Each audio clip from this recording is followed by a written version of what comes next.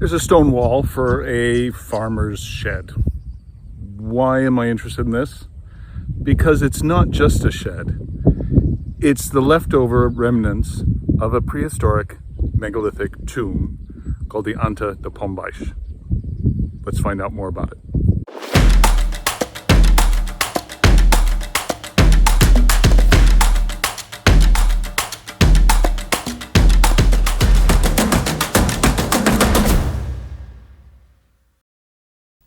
The Anta dos Pombais is in the Alto Alentejo, or the Upper Alentejo, on the eastern edge of Portugal along the Spanish border. It's in the municipality of Castelo de Vide. Most towns in Portugal have a rich history, and Castelo de Vide is no different.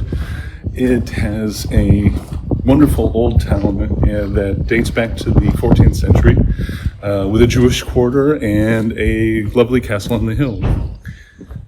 And in the vicinity, there are dozens of prehistoric sites to visit.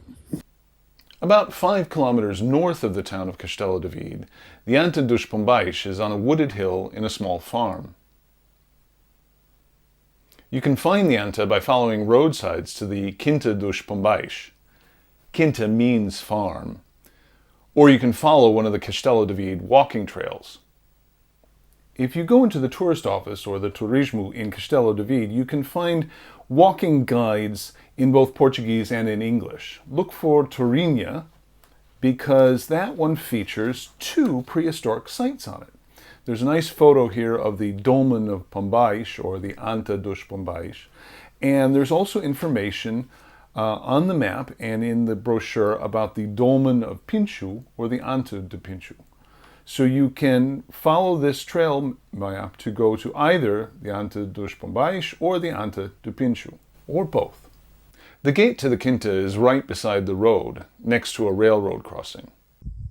This is the Quinta Pombal. Some signs say Quinta dos Pombais.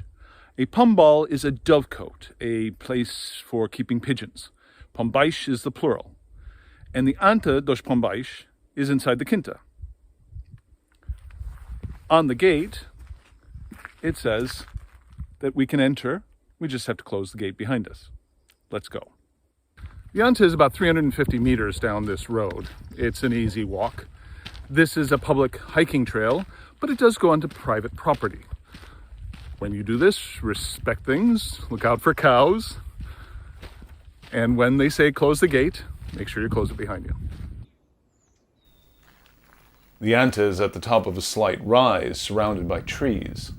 There's an information sign in English and Portuguese next to it.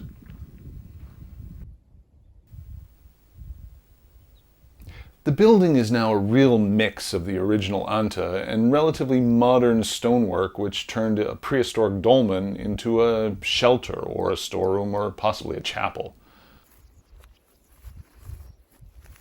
It's hard to work out the original orientation of the Anta, as the current entrance has replaced the original one. There's no remnants of the Anta's original corridor or covering mound or tumulus. Going inside, there's again a mix of old and new, with a bench left behind for sitting and reflecting. I'm not sure what the palette is for.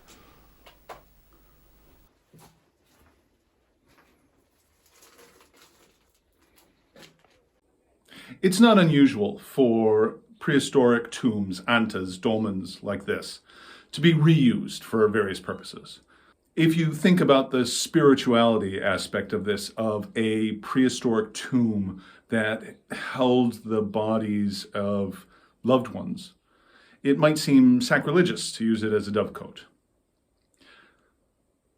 But I would like to think that the spirits of the ancestors who were entombed here might appreciate the fact that rather than it just being left alone and unused, that it's been repurposed and continues to have vitality in the modern era. Despite its compromised nature, this 5,000-year-old structure has been declared a national monument. While it's not a pristine archaeological site, the Anta dos Pombais is a fascinating mix of ancient and modern. I hope you've enjoyed this visit to the Anta dos Pombais. Do leave a comment down below and let me know your thoughts about the reuse of prehistoric monuments. And if you want to know more, check out the links down below. My website, prehistoricportugal.com, has lots of information about prehistoric sites all around the country. And do subscribe. I'm going to be visiting lots of prehistoric sites, both megalithic and otherwise. Thanks for watching.